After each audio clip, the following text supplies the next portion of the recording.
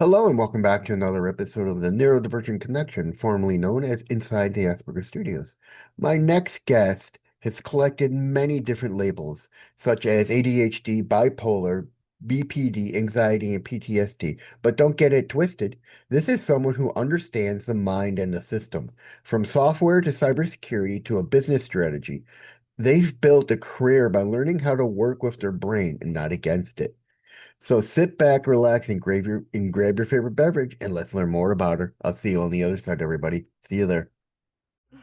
I wanna believe in the truth, but only see what I'm shown. Got the freedom to choose, but can't decide on my own. Follow what the group is thinking, bottle up my intuition till it's popping up.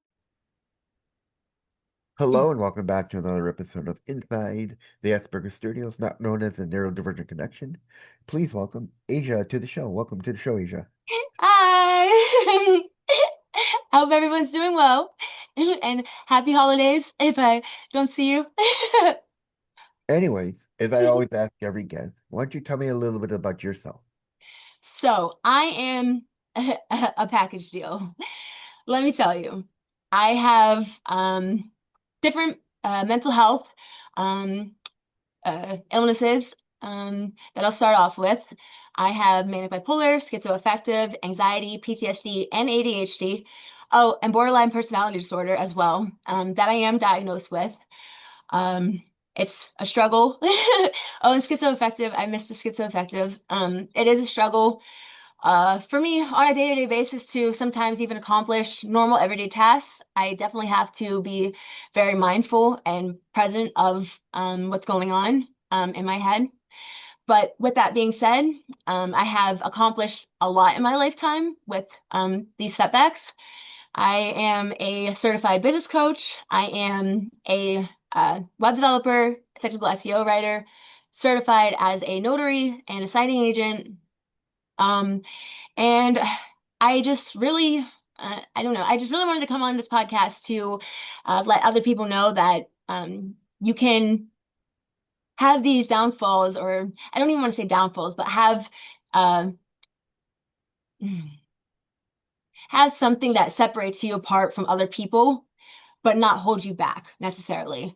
And it can actually make you stronger and make you um just feel more fulfilled and satisfied when you're able to accept where you are mentally. And Mhm. it just makes things a lot more easier to cope with. Um, yeah. That's a very strong message in itself that people shouldn't let their disabilities define who they are. No, they don't define you. I mean, I've talked with so many different people who have different types of disabilities, and none of them have said, my disability has held me back. No, they've turned their disability into an advantage. And I've talked with two who have cerebral palsy. One is a successful business person, and the other is actually won a triathlon, Wow. and they're both incredible people. Yeah, I just really feel like when you come with quirks, it just makes you a more interesting and intriguing person. And it's beautiful. It's beautiful to be unique. It's beautiful to be your own person Yeah. and to be able to separate yourself from the mass. Now you listed all those diagnoses and then immediately joked about the labels. When did you first realize labels could describe you without defining you? Um, Honestly, it took me a long time to come to those terms and like accept that. I feel like a big uh I feel like the big turning point for me was when my fiance passed away. He died of a brain aneurysm, and I found him unfortunately in our living room. Um, and it was just like a really big eye opener to me because he was only 36 years old, and to pass away so young because of the aneurysm, it it made me want to work on myself more. Um, and so I started doing that. I started giving myself affirmations and I started putting in the footwork to realize how unique and special of a person I am.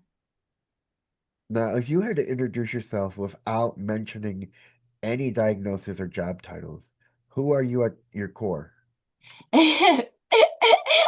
sometimes I not sometimes I'd honestly call myself an aspiring degenerate sometimes.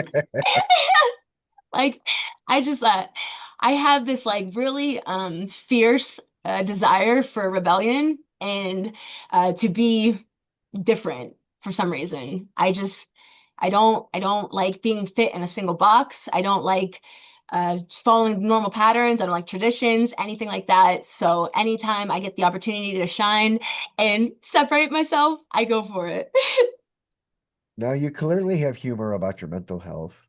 Was humor always your coping mechanism, or did it develop as a survival skill over time? Um, I kind of feel like I've always used humor to deflect, just because it's easier to laugh than to cry. Yeah, it's so true. Now, when living with your multiple diagnoses at the same time, what does an average day actually feel like inside your head? Um, I like this question. So every day inside my head is a constant battle. I feel like I have so many impulsive desires going on and firing off. On top of I don't I don't hear I like to tell people that I hear colors and see sound at times. Because not everything lines up in my head at times, and it just feels like it's just like a constant like road rage and anger and animosity just trying to explode at all times. And sometimes I don't really know how to contain it. Eh, and I'm still trying to cope with that and figure out the best ways to do so. But I think I'm doing fairly well for the most part. So you think you have synesthesia is a good way of explaining it. I'm sorry. So you think you have synesthesia is the way you explained it. See colors and hear sounds, Oh yeah, or see yeah, sounds and hear colors. yeah. Sorry, it was a little low. I couldn't hear. Now, do the different parts of your brain ever feel like they're in conflict, or have you learned how to let them coexist with one another, trying to win? Um, so my significant other likes to say that I'm Jekyll and Hyde at times because um for the most part I can keep it contained and coexist, but there are times that like Hyde comes out and that monster shows and it is not pretty at all. I get very irrational and angry and I literally want to punch the world in the face. Now, was there a moment when you stopped trying to fix yourself and started learning how to work with your brain and functions? Yeah. I just so like I said, when my fiance had passed away and everything, it was a big eye opener for me, and it just it really it really molded and shaped, I guess, my desires and goals today, and my my desire to uh be comfortable with me and accept where I'm at. Now, you work in software and strategy fields built on system logic and structure, which we all know someone with ADHD, structure and logic don't kind of go together. Do you think you were drawn to that world because it often predictably your inner world doesn't always provide? Yeah, I definitely do to an extent. Um, because my favorite part about like programming and stuff is the fact that I get to tear it apart.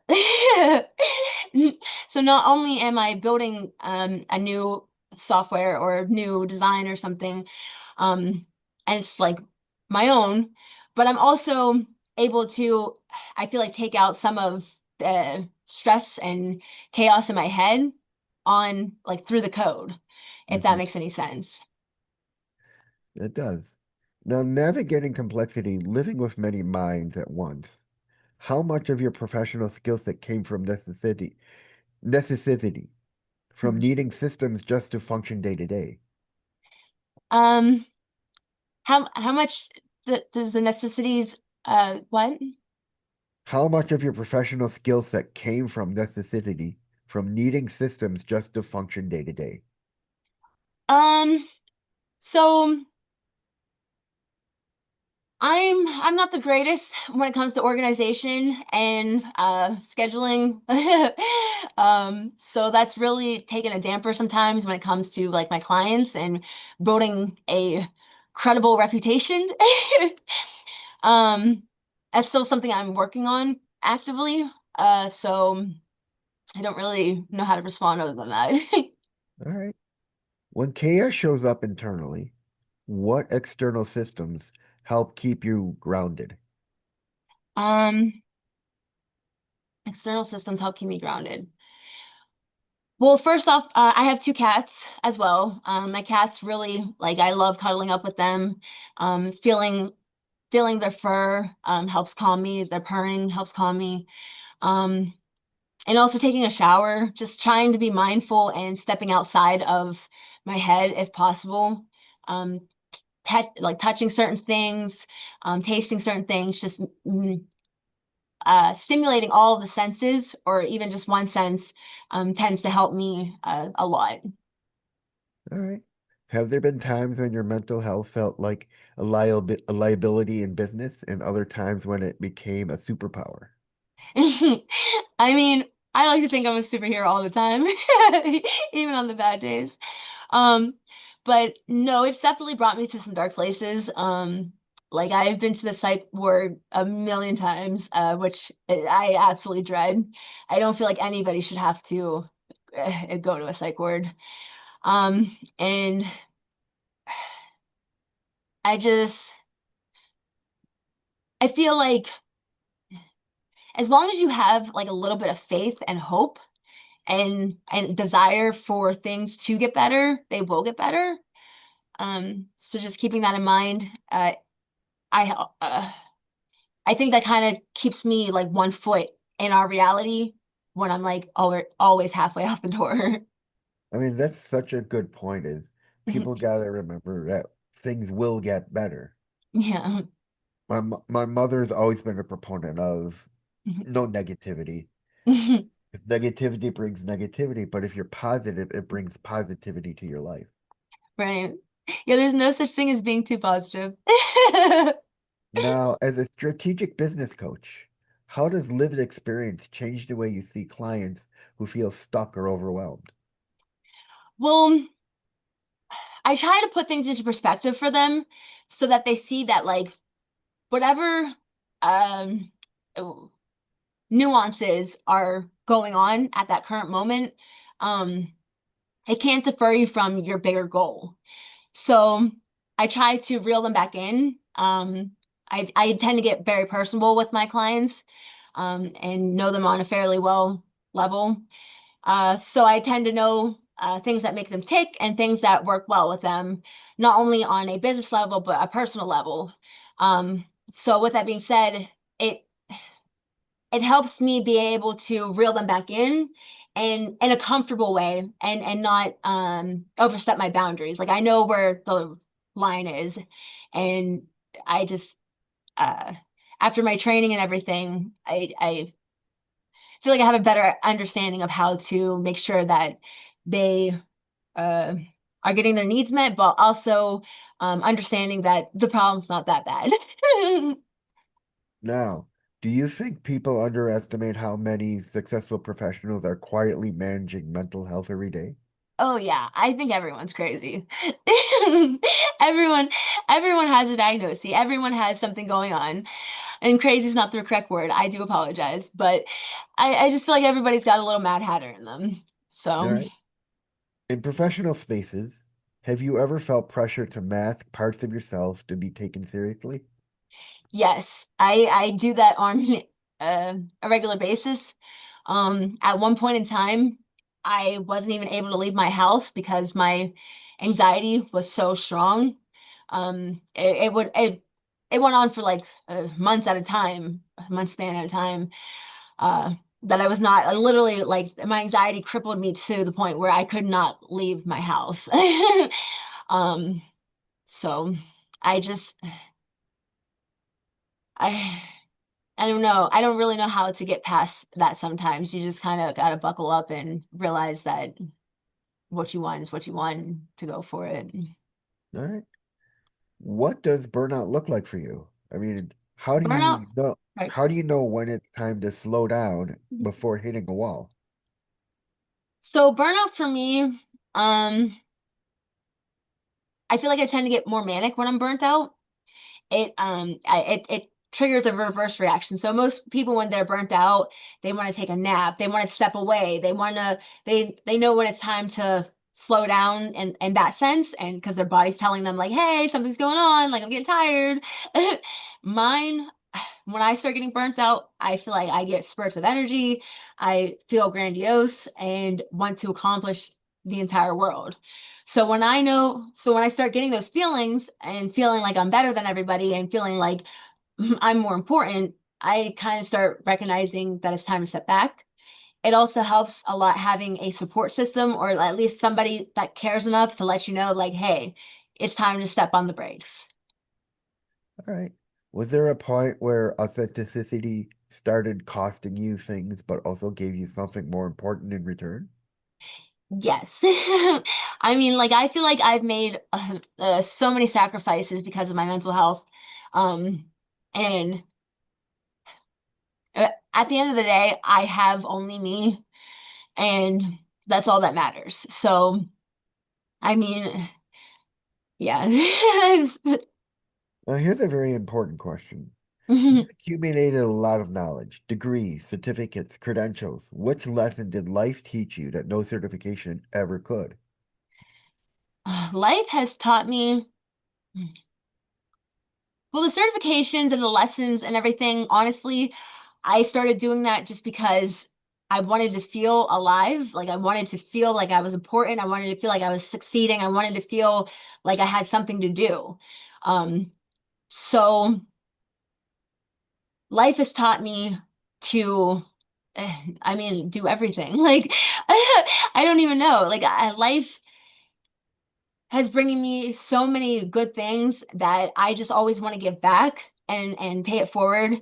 And it's blessed me so much that I don't know. I Yeah. want everybody to feel that way. I mean, I feel that way too. I mean, one of the things I think life has taught me in the long run when I went for my degree is that I can accomplish anything if I put my mind to it. Yeah. I mean, one of the things people need to realize is your journey doesn't start till you step out of your bubble. Yeah. And that's one of the things I'm a huge proponent of is life doesn't begin until you're outside that bubble. And Right. that's when all the stories happen. Yeah, when you get that dose of reality. Yeah. So if you could speak to your younger version of yourself, the one drowning in labels and expectations, what would you want her to hear? If I spoke to my younger self, I would want her to know that we are awesome and that we can get through anything. That we grow up to be somebody who is compassionate, somebody who is open-minded and caring and can live a satisfied life and not have to have anything hold her back. So, What do you wish people understood about living with complex mental health that they often get wrong? so I feel like mental health is kind of like a taboo still. And I just, I wish people would have more patience and tolerance for bullshit because there's going to be a lot of it. Yeah. Um, I just, I think that if they educate themselves, it makes it a lot easier to handle the circumstances. Now, what does success look like right now for you? And how has that definition changed over time? Success right now for me is, well, I know I'm successful right now because I'm happy. And Yeah. it's not false happiness. It's not me trying to fake it till I make it. It's genuine, uh, just genuine happiness. Um, and in the past for me, it's been like being a hoarder or trying to be like the coolest person in the room, the loudest person in the room. Like that made me happy trying to compete with everybody to be the best version of myself, not even knowing who that person was. And now that I feel more secure in my own skin, it's just like I'm completely content with just like a chill day. Like, yeah. Now, for someone listening who feels overwhelmed by diagnosis, careers, expectations, what's one gentle truth you want them to take with them today? What's one gentle what? Truth you want them to Truth. take with them today. One gentle truth. I guess I just want people to know that like you can be anything you want. And anything you put your mind to, you can absolutely do. And you don't necessarily have to be yourself to accomplish it. Like I had to pretty much tell myself that I was somebody that I didn't believe that I was in order to start respecting and appreciating the person that I am today. So I'm not saying lie to yourself, but I guess lie to yourself if you have to. Now, let's go back to your ADHD for a minute. How do you handle things like racing thoughts? Um, so I try to limit myself. For instance, like I'll work on something for like maybe an hour, maybe like an hour and a half tops, and then I take breaks. So if I work for an hour, I'm going to take a 15-minute break, which helps a lot because it lets me decompress and recenter myself. I also know when if I'm not able to step aside and ground myself. A lot of times what helps me is journaling. I always have a journal with me no matter where I go, or writing notes in my phone. Just writing out those feelings, it makes everything so much better. Now, do you feel that your ADHD has made things worse or better, or has helped heighten your sense of focus? Um, but when it comes to things that I am interested in, I feel like my ADHD is a powerhouse. I go Super Saiyan. But on things that I don't care so much about, it definitely hinders me and holds me back at times. I think that's the story of every one of us who has ADHD is it's like the old tale of the parents and the teachers telling their parents, your your child's not focusing, and then what if he's not focusing in school? Why is he focusing on the game? It's because Right. it's something they have an interest in. Yeah, it's absolutely true. Like, I think it's so cool that they're starting to gamify a lot of like curriculum now. Um, I think that's like a wonderful invention or innovation, honestly. So you've mentioned earlier you have a podcast. Why don't Yeah. you tell my listeners a little bit about your podcast and what it's about? So, I'm still gathering content and I'm in the pre-stages of the podcast. I do plan to start airing it on YouTube and some other sites beginning in New Year's. But my podcast, I just want it to be a community where anybody and everybody can go to. I am trying to host guests that define the human experience through their experiences and their expertise. Um, so it doesn't matter if your favorite color is purple or like you like muddling around. I don't care. I want you on my podcast because you help me understand what being human is. And I right now that's what's really important to me. And what is the name of it so when it comes out, people can Oh, look for it? it's Gandy's Gandy's Sleighs. Candy Slays, all right. And finally, where can people find out more about you online and get a hold of you? Yeah, so I can give you my information to put it in the description or whatever for this, but I'm on pretty much every social media site. I live in Pittsburgh, so if you're in Pittsburgh, hey, let's talk.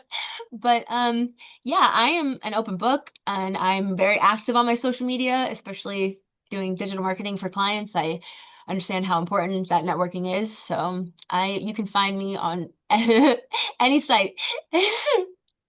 And that's it, ladies and gentlemen. I'm Reed Miles. That was Asia, and I'll see you in the next one. Thank you, Asia. Thank you. Bye. Bye. And I want to remind people, you're never alone. See you in the next one.